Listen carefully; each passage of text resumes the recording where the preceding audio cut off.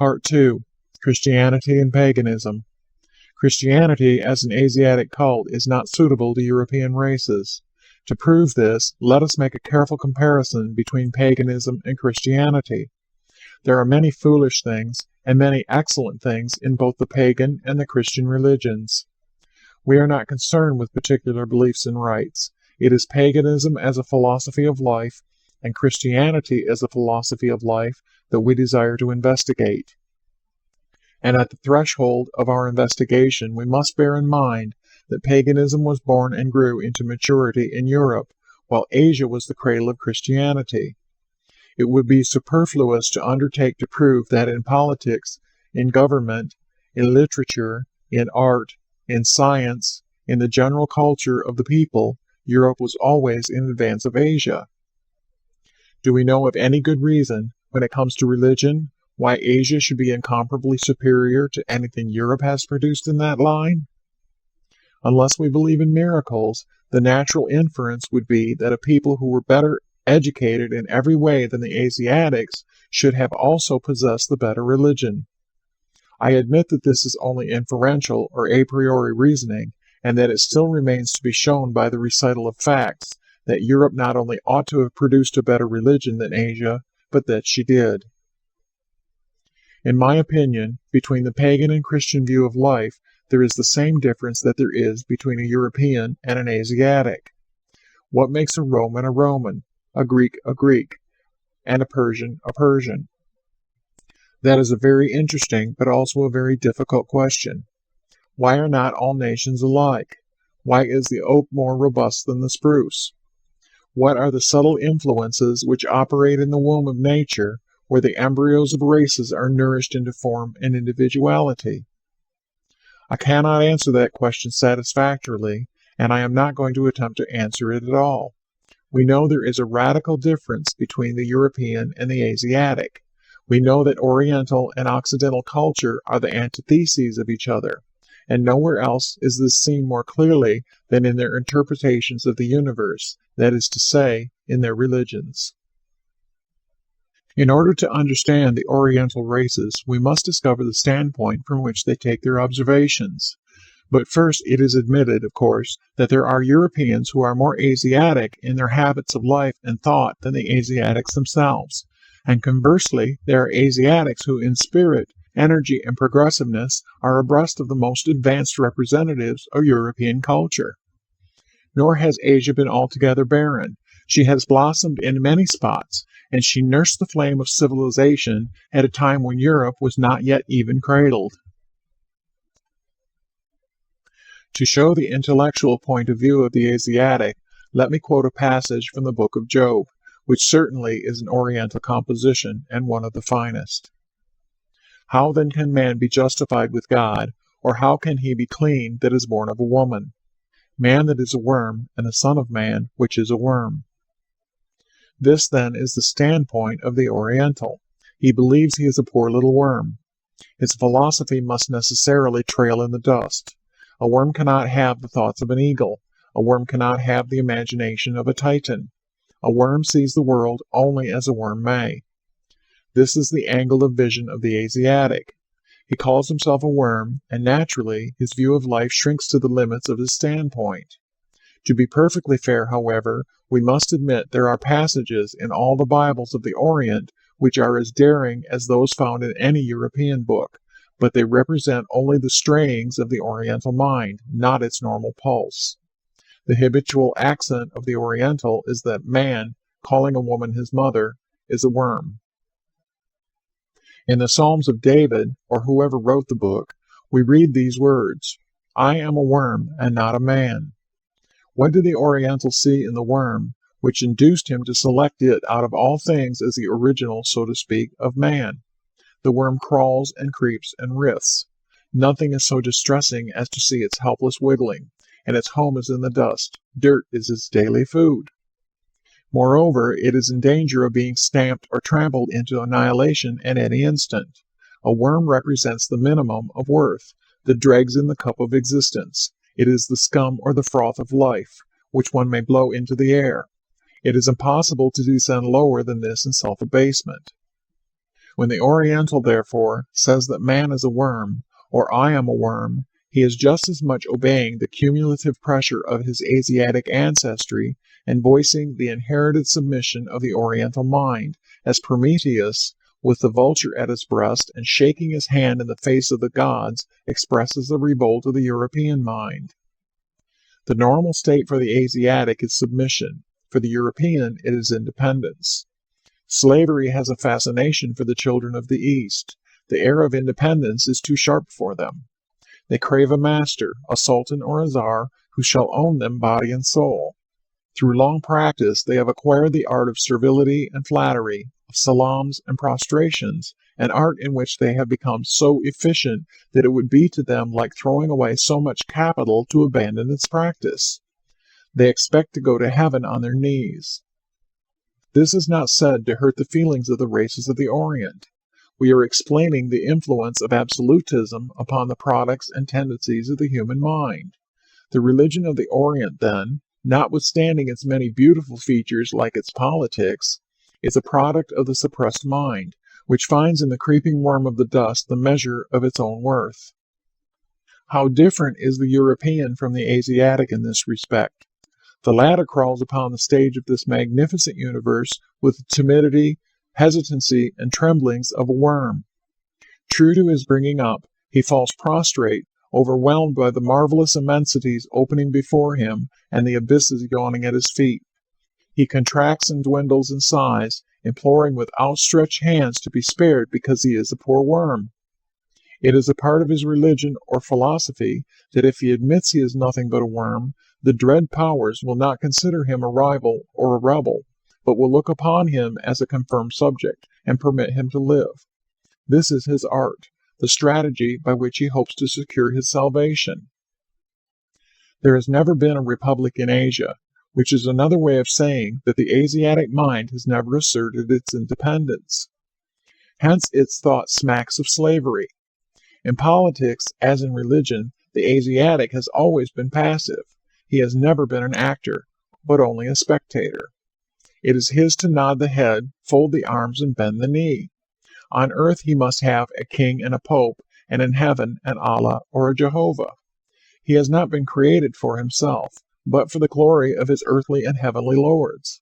This radical difference between European self-appreciation and Asiatic self-depreciation furnishes the key to the problem under discussion. Paganism is the religion of a self-governing race.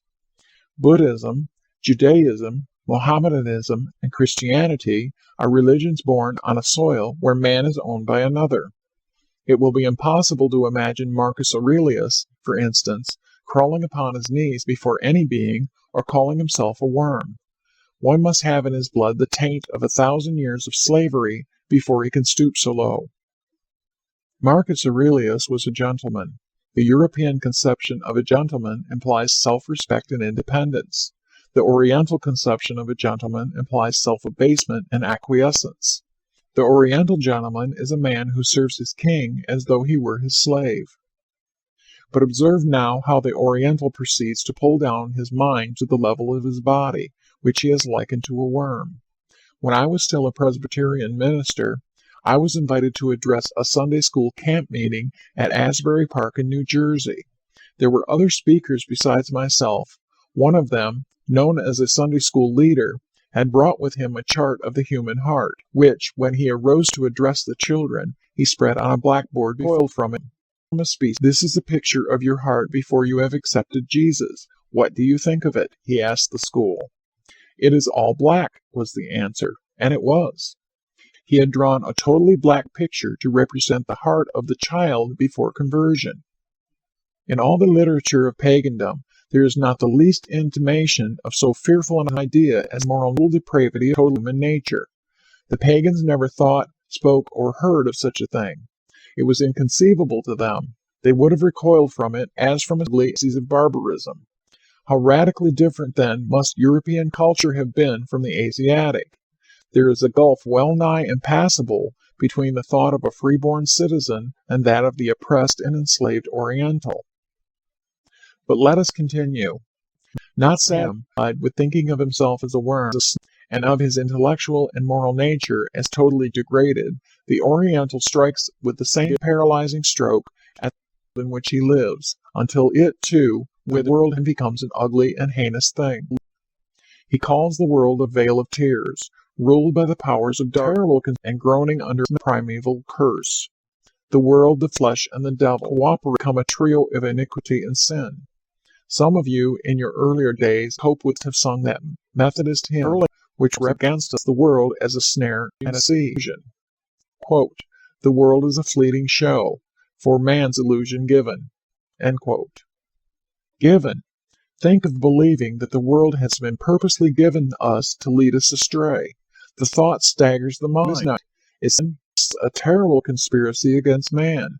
For his ruin, lost sun, moon, and stars, nature in with the devil. Help, we cry, as we realize our inability to odds out of the tremendous powers hurling themselves against us like billows of the raging sea, and taking our breath away. It suggests that we are placed in a world which has been made purposefully beautiful in order to tempt us into sin. Think of such a belief. It is that of a slave.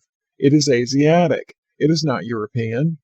Neither you nor I, in all our readings, have ever come across any such attitude towards nature in pagan literature. The Greeks and the Romans loved nature and made lovely gods out of every running brook, caressing zephyr, dancing wave, glistening dew, sailing cloud, beaming star, beautiful woman, or brave man. The Oriental suspects nature and regards silent isles, the shining of the sun, the crowds, the meadows, the swell of the sea, the fluttering of the branches tipped with blossoms, the emerald grass, the sapphire sky, looks upon all these as the seductive advances of a prostitute in whose embrace ending with their death. But once more, not satisfied with to bring the world down to the plane of his poor depraved nature, and that again to the level of the worm, the Asiatic projects his fatal thought into the next world, and, crossing the grave, that end and painless home of a tired race, he crowds the beyond with 1,000 miseries and aches, horrors and fires, with sulphur and brimstone and burning hells.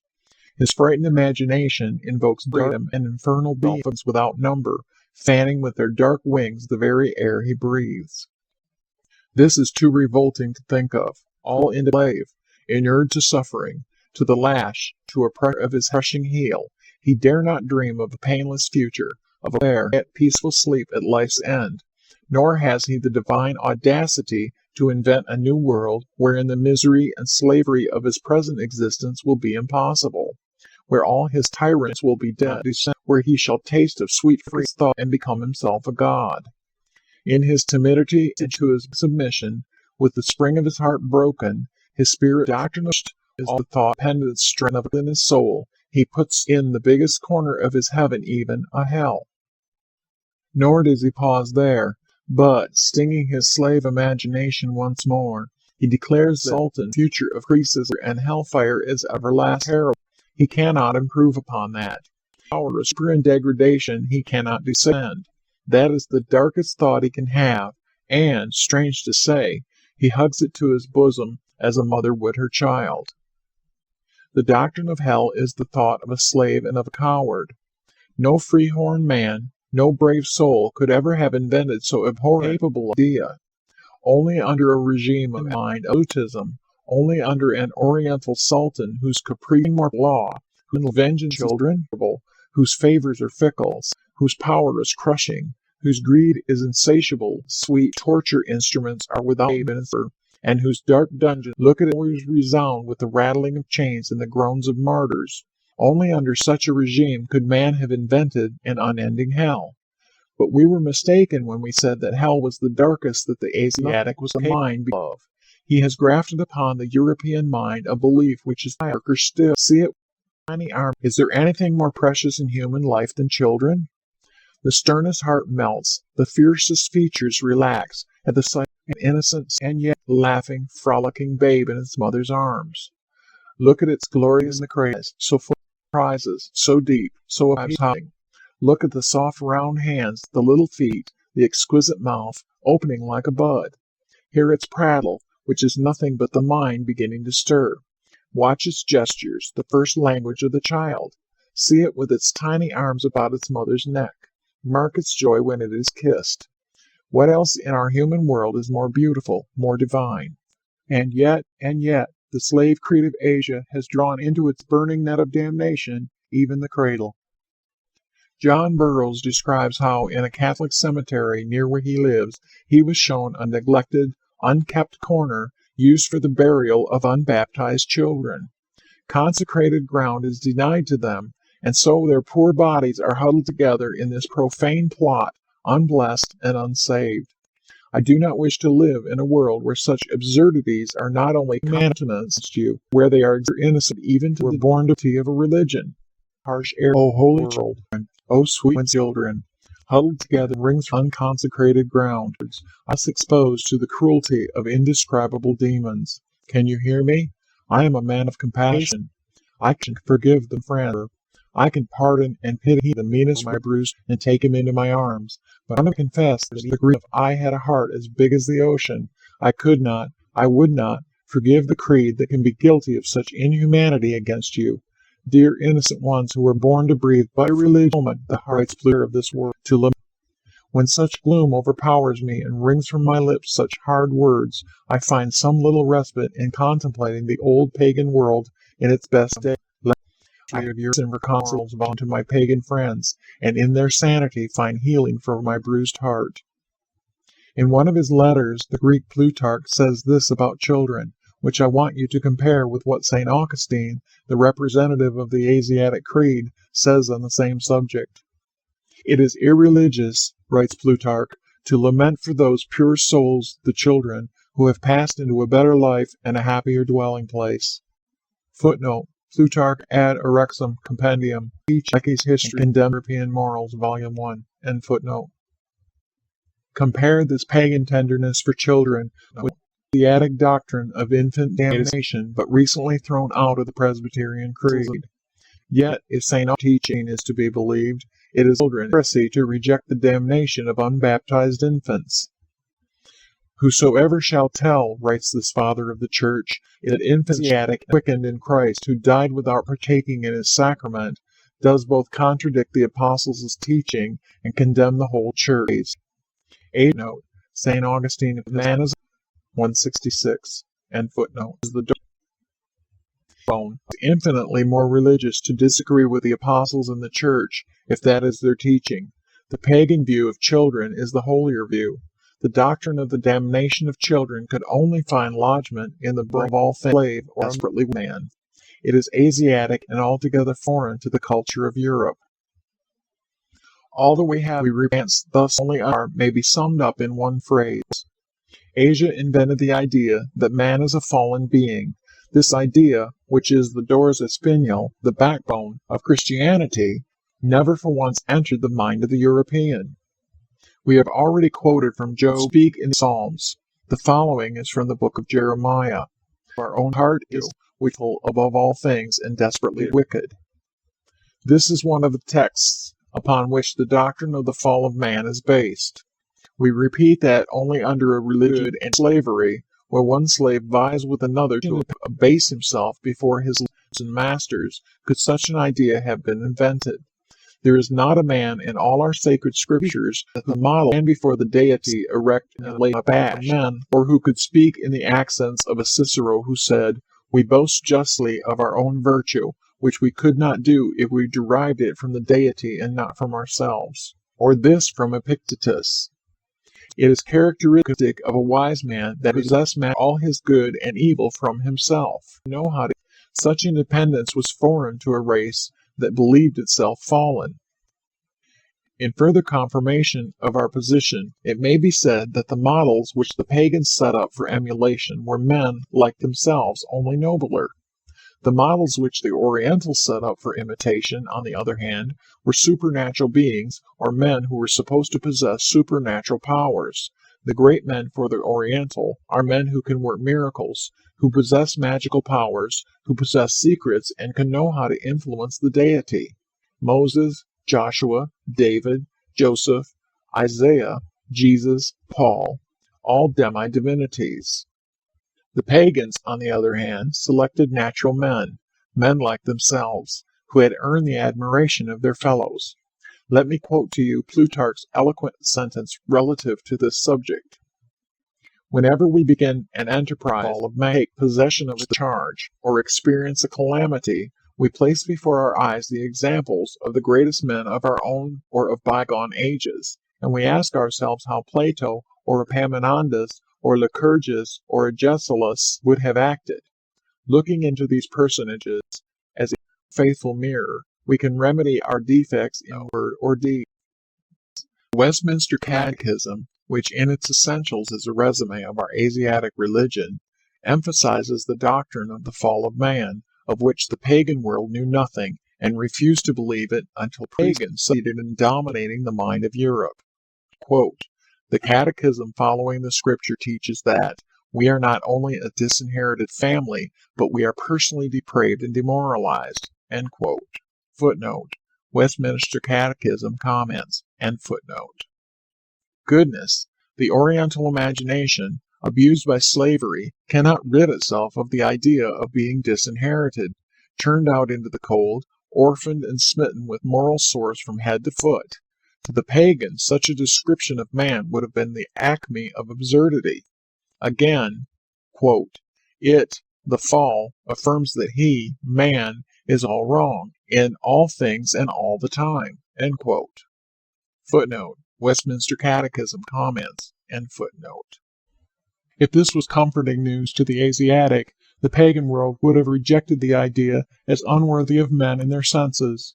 Once more, quote, all mankind by their fall lost communion with God, are under his wrath and curse, and so made liable to all miseries in this life and to the pains of hell forever. End quote. Footnote. Westminster Catechism comments. End footnote.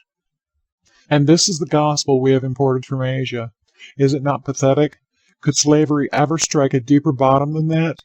Standing before his owner, the Asiatic of his own choice hands himself over to be degraded, to be placed in chains and delivered up to the torments of hell forever. I despair of man. I would cry my heart out if I permitted myself to dwell upon the follies and stupidity and slavery of which man voluntarily makes himself the victim. Think of it.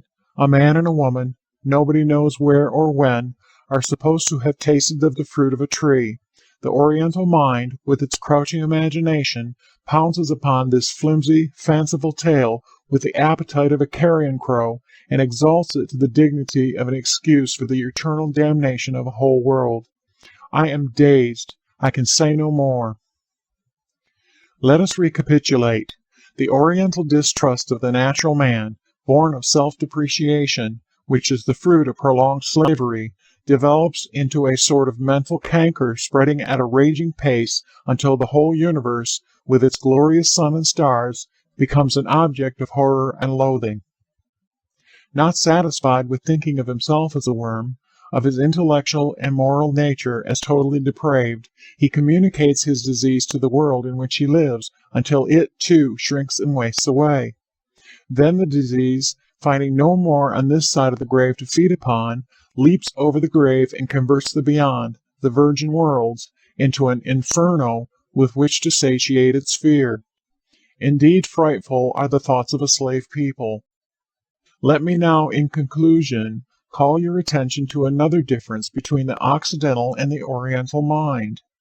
When the body is feeble or ill-nourished, it is less liable to resist disease. Likewise, when the mind is alarmed, cowed, or pinched with fear, it becomes more exposed to superstition. Superstition is the disease of the mind. It will keep away from robust minds as physical disease from a body in health. Now the Asiatic mind, scared into silence and subjection, starved to a mere shadow of what it should be, falls an easy prey to all the maladies that mind is heir to. The European mind, on the other hand, with room and air to move and grow in, develops a vitality which offers resistance to all attacks of mental disease. That explains why superstition thrives with ignorance and slavery, and expires when science and liberty gain the ascendancy. Sanitary precautions prevent physical disease. Knowledge and liberty constitute the therapeutics of the mind. Why is the Oriental so prone or partial to miracle and mystery? His mind is sick. To believe is easier to him than to reason. He follows the line of the least resistance. He has invented faith that he may not have to think. The mental cells in his brain are so starved, so devitalized, that they have to be whipped into movement. Only the bizarre, the monstrous, the supernatural, demons, ghosts, dream worlds, miracles, and mysteries can hold his attention. Not science, but metaphysics, barren speculation, is the product of the Oriental mind. The philosopher Bacon describes the Asiatic when he speaks of men who have hitherto dwelt but little, or rather only slightly touched upon experience, whilst they have wasted much time on theories and fictions of the imagination. Again, I sometimes think that if it be true that monotheism, the idea of one God, was first discovered in Asia, it must have been suggested to them by the regime of absolutism under which they lived. Unlike Asia, democratic Europe believed in a republic of gods. Polytheism is more consonant with the republican idea than monotheism. If we would let the American president rule the land without the aid of the two houses of Congress or his cabinet ministers, his power would be infinitely more than it is now, but his gain would be the people's loss. His increased power would only represent so much more power taken away from the people. One God means not only more slaves, but more abject, more helpless ones. One God is a centralization which reduces man's liberty to a minimum. With more gods, and gods at times disagreeing among themselves, and all bidding for man's support, man would count for more.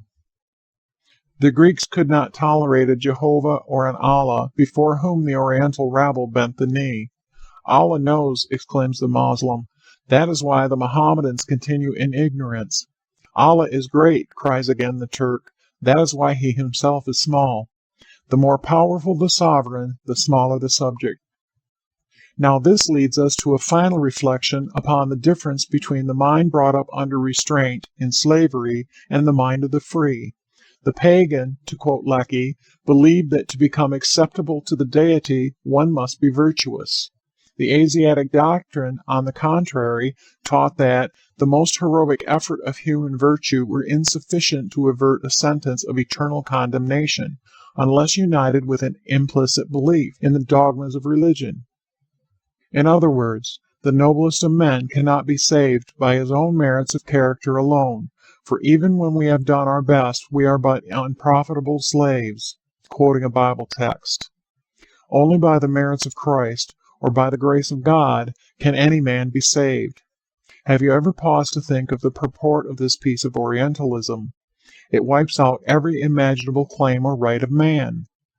Even when he is just and great and good, he has no rights. He is as vile as the vilest. Only the favor of the king can save, only the grace of God, who can save the thief on the cross if he so pleases. Is he not absolute? If he extends his scepter, you live. If he smiles, you are spared. If he patronizes you, you are fortunate. He says live, you live. He says die, you die. This is the apotheosis of despotism exalted into a revelation. What then is our creed but the thoughts of an Eastern slave population cringing before the throne of a sultan, and one by one signing away their liberties? The foundation of all real grandeur is a spirit of proud and lofty independence, says Buckle, but that is not the spirit of Asia or of its religion. It is, and we ought to try to keep it, the spirit of the Western world. I cannot imagine how we in this country, born of as sturdy parents, born of the freedom-loving pagans of Rome and Greece, born of men who shook their hands in the face of heaven and pulled the gods off their thrones when they violated the rights of man, I cannot understand how we have thrown overboard the proud, lofty spirit of independence of the pagans, our forefathers, and taken upon our necks the strangling yoke of the slave thought of Asia. End of Part 2, Christianity and Paganism.